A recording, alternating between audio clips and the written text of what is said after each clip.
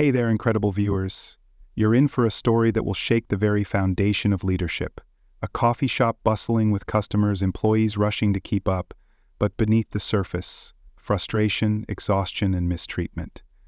Nathan Hayes, the owner of a growing coffee chain, knew something was wrong. Instead of relying on reports, he put on an apron, stepped behind the counter, and saw the truth for himself. What he discovered wasn't just poor service. It was a toxic culture threatening to destroy everything he built. But what he did next? That's where true leadership is tested. Stay with us because this journey of accountability, courage, and redemption will leave you speechless. Nathan Hayes had always prided himself on building Brewhaven from the ground up. What started as a small artisanal coffee shop in his hometown had grown into a beloved regional chain with 15 locations. His mission was simple: serve high-quality coffee while fostering a warm, welcoming atmosphere. But lately, something felt off. Reports of declining customer satisfaction had been piling up, and the most troubling complaints came from one specific location in a small college town. Customers described rude employees, sluggish service, and an unsettling pattern of elderly patrons being ignored or dismissed. The numbers showed declining sales, but the reports alone weren't enough to tell him why. Nathan had always believed in hands-on leadership, but as the company grew, he had become more removed from daily operations. He trusted his store managers to uphold the values he built the company on, yet the rising complaints suggested a serious breakdown in leadership. He couldn't afford to rely solely on corporate reports anymore. He needed to see it for himself. Determined to uncover the truth, Nathan decided to go undercover as an entry-level barista at the struggling location. It wasn't the first time he had worked behind a counter, but this time it wouldn't be as the boss. He shaved off his neatly trimmed beard, traded in his tailored suits for a simple barista uniform, and wore thick glasses and a beanie to alter his appearance. His new name tag read Nate, just another new hire, blending into the team. Most of his employees had never met him in person, making it easy to remain anonymous. This particular cafe had been underperforming for months, and Nathan suspected the store manager, Brandon Watts, was part of the problem. Complaints about his poor attitude, mistreatment of employees, and dismissive behavior toward customers had surfaced multiple times. Nathan wanted to find out whether these claims were exaggerated, or if the issue ran deeper than corporate oversight suggested. On his first morning at the cafe, he took a deep breath before stepping through the glass doors. The scent of coffee filled the air, but instead of the cozy, inviting energy Brewhaven was known for, he immediately sensed tension. Employees moved quickly, but avoided eye contact, and conversations were kept hushed and brief. The atmosphere felt off, almost as if people were walking on eggshells. Nathan was greeted by Sophie Lane, the assistant manager. She looked tired but kind, her expression carrying the exhaustion of someone who had been carrying more weight than her title suggested. "Welcome to the team, Nate," she said, forcing a smile while handing him an apron. "We're short-staffed today, so it's going to be a little hectic." Nathan nodded, playing along. "I'll do my best." Sophie hesitated for a second before adding, "If you hear Brandon say anything, just ignore him." Nathan's stomach tightened. That wasn't a good sign. Nathan tied his apron and took his place behind the counter, watching carefully as the cafe came to life. The morning rush was just beginning, and already he could sense the underlying stress in the air. Customers lined up, some impatiently tapping their phones, others chatting softly. The baristas worked swiftly, but their movements felt tense, as if they were anticipating something. Or someone. And he didn't have to wait long. A sharp voice cut through the cafe. "Why is this taking so long?" Nathan turned to see a stocky man with a permanent scowl striding toward the counter. Brandon Watts, the store manager. Even before he reached them, the employees stiffened, shoulders tensing. Nathan could see it, the nervous glances exchanged, the hurried movements, the way everyone avoided eye contact with their boss. Brandon hovered near the counter, arms crossed, watching Nathan ring up a customer. A young woman, probably a college student, ordered a caramel latte and handed over cash. Nathan smoothly counted the change and offered a polite, "Thanks for stopping by." Brandon scoffed, "You're too slow. Speed it up or customers will leave." Nathan barely had time to respond before the next customer stepped up, a frail elderly man with thick glasses and a careful gait. He wore a beige cardigan and clutched his wallet with slightly trembling hands. "Good morning," Nathan greeted him warmly. "What can I get started for you?" The man smiled, clearly appreciative of the friendly tone. "A small black coffee, please." Nathan rang it up as the elderly customer fumbled with his change, counting carefully. It took him a moment to separate the coins. Brandon sighed loudly behind him. "Here we go again." Nathan's fingers clenched around the register. He turned slightly to glance at Brandon, who rolled his eyes as the man continued counting. "These old folks take forever," Brandon muttered, though not quietly enough. "Always short on cash, always holding up the line. Someone needs to tell them to use a damn app or shop somewhere else." Nathan felt a sharp twist of anger in his gut. He glanced at the elderly customer who had heard every word. The man's face fell, his hands trembling slightly as he tried to hurry. "I'm sorry," he murmured, his voice barely above a whisper. Nathan caught Sophie watching, her expression pained but silent. She didn't speak up, didn't challenge Brandon, neither did the other baristas, all of whom seemed too afraid to interfere. Nathan forced a reassuring smile as he gently took the change from the man's hands. "No rush at all, sir. Take your time." The elderly man gave him a grateful nod, clutching his coffee tightly as he shuffled to a nearby seat. Brandon shook his head, laughing under his breath. "You'll learn, kid. These seniors slow everything down and they're barely worth the business." Nathan wanted to snap right then and there, but he knew he needed to see just how deep this rot ran. So he stayed quiet. For now. As the shift went on, Nathan continued watching how Brandon managed the cafe. Or rather, how he didn't. It was Sophie who kept everything running, juggling customer service, stock orders, and employee scheduling. The baristas worked efficiently, but they seemed constantly on edge, their heads snapping up whenever Brandon walked by. Nathan noticed another disturbing pattern. The break schedule was posted on the back wall, along with shift assignments for the week. At first glance, it seemed normal, but the pattern was clear. Certain employees were getting the worst shifts, while others had inconsistent hours that made it impossible to plan their lives. And those with the worst schedules? The older employees, the quieter ones, the ones who didn't laugh at Brandon's cruel jokes. Meanwhile, Brandon's favorites, younger workers who played along with his arrogant attitude, always had the best schedules. Nathan's jaw tightened. During his break, Nathan sat in the small, cramped employee lounge, pretending to scroll through his phone. The other baristas were talking quietly, voices low. "I can't keep doing this," one of them muttered. "Brandon cut my hours again, but Mark gets full shifts every week. How is that fair?" "It's not," another barista sighed. "And did you hear what he said to Mrs. Jensen earlier? She's been coming here for years, and he told her she should shop online instead of wasting space." Nathan's grip tightened on his coffee cup. "I'd quit if I could," the first barista admitted, "but everywhere else is just as bad." Nathan glanced toward Sophie, who sat in the corner, staring at her coffee like it might give her strength. She looked absolutely drained. The door suddenly swung open, and the conversation died instantly. Brandon walked in. Everyone stiffened, some pretending to check their phones. Brandon smirked. "Why so quiet?" No one answered. He grabbed a soda from the fridge, then turned to Sophie. "By the way, I need you to cover tomorrow morning," Greg called out. Sophie blinked. "But I already opened today, and I'm scheduled to close tomorrow." "Not my problem," Brandon cut her off. "Figure it out." Sophie pressed her lips together and nodded. Without another word, she grabbed a mop and headed back out.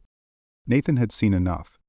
That afternoon, as Nathan worked the register, another elderly woman, Mrs. Jensen, approached.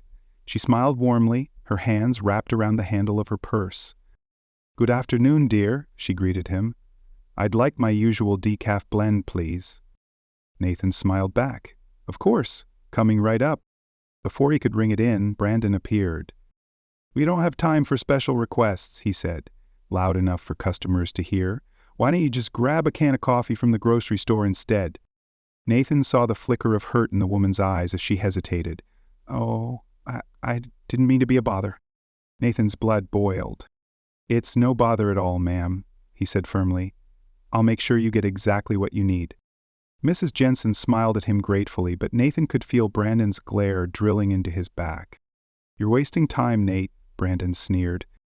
Nathan turned, meeting Brandon's arrogant smirk with a cold, unwavering stare. He was done playing along. Tonight, the disguise would come off. Tomorrow, Brandon would be gone. Nathan arrived at the cafe the next morning, but this time he wasn't wearing his barista uniform. No more disguise, no more playing along. He walked in with purpose, scanning the cafe floor as employees bustled around, trying to keep up with the morning rush. Brandon was already there, leaning against the counter, barking orders at a nervous stock clerk who was fumbling with a crate of coffee beans. Sophie was at the register, looking exhausted but focused, while the other baristas worked with visible tension in their shoulders. Nathan didn't hesitate. He walked straight into Brandon's office without knocking. Brandon looked up from his desk, annoyed, his face twisted into a scowl. "What the hell do you think you're doing?" he snapped. Nathan closed the door behind him, his expression calm but firm. "We need to talk." Brandon scoffed, setting down his coffee. "You don't just walk into my office, kid. Get back to the counter before I write you up." Nathan took off his glasses, then removed his fake name tag and set it on the desk. Brandon frowned, confused at first, but then realization dawned. Nathan met his gaze. "I'm Nathan Hayes."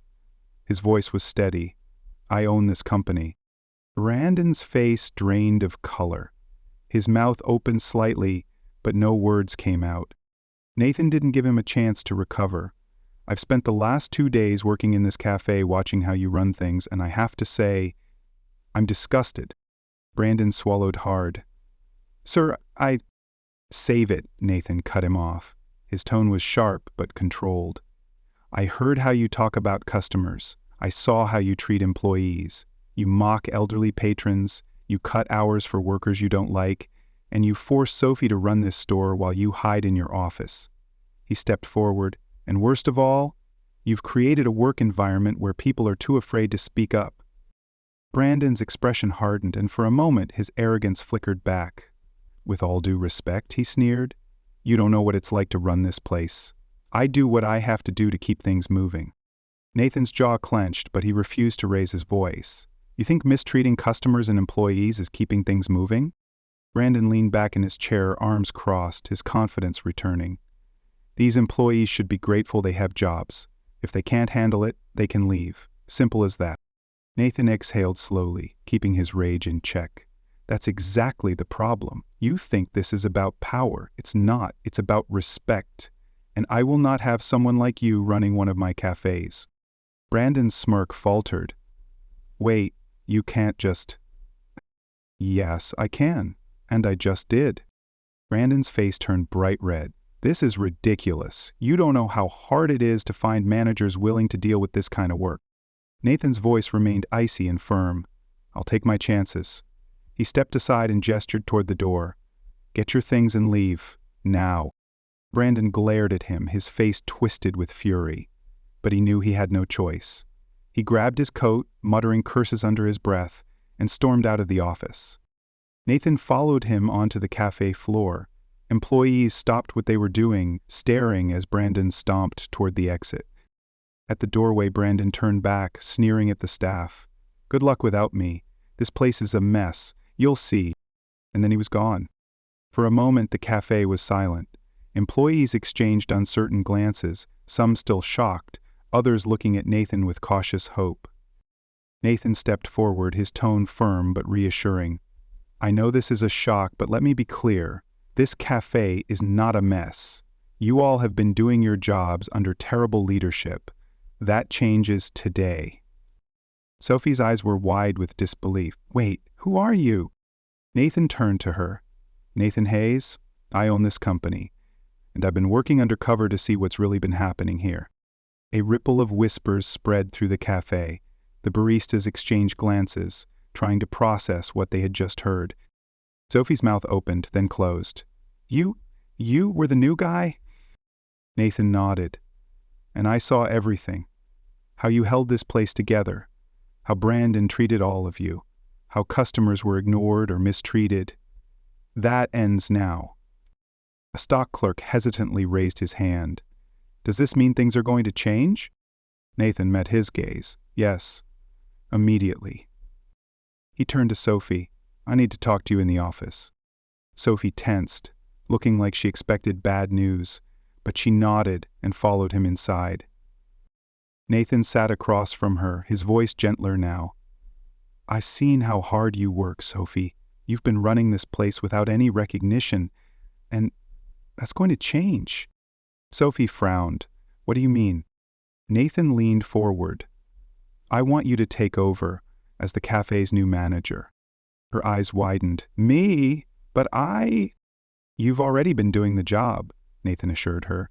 Now you'll have the authority to do it right. Sophie's hands trembled slightly. I don't know if I can. Nathan gave her a small smile. You already have been, you just didn't have the title. She took a deep breath, then slowly nodded. Okay. Nathan stood up. Good. Let's go fix this cafe. For the first time since Nathan had arrived, the store felt lighter. Employees moved with purpose instead of fear. And as Nathan watched Sophie step into her new leadership role, he knew he had made the right decision. Nathan stepped out of the office with Sophie by his side, ready to set things in motion.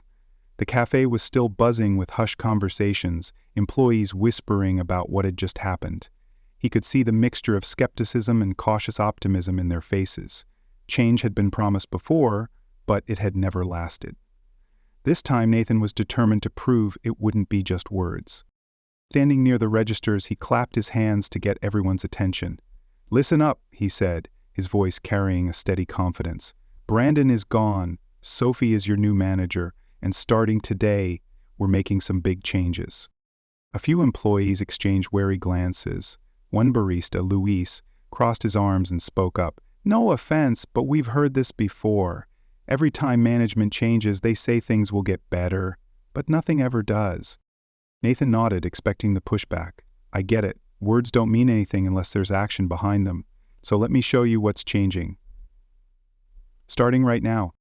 He turned to the break schedule taped on the back wall, the one he had studied the day before. No more favoritism in shift assignments. Everyone gets a fair, predictable schedule.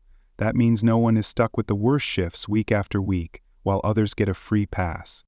A murmur ran through the team. A few baristas exchanged surprised looks. Was this actually happening? Nathan continued, breaks will be enforced. No one should be working for 6 or 7 hours straight without a moment to breathe. That stops today. A barista near the espresso machine, Emma, raised an eyebrow.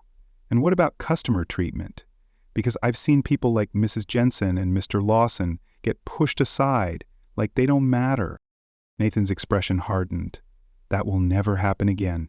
Every customer who walks in here, young or old, deserves to be treated with respect.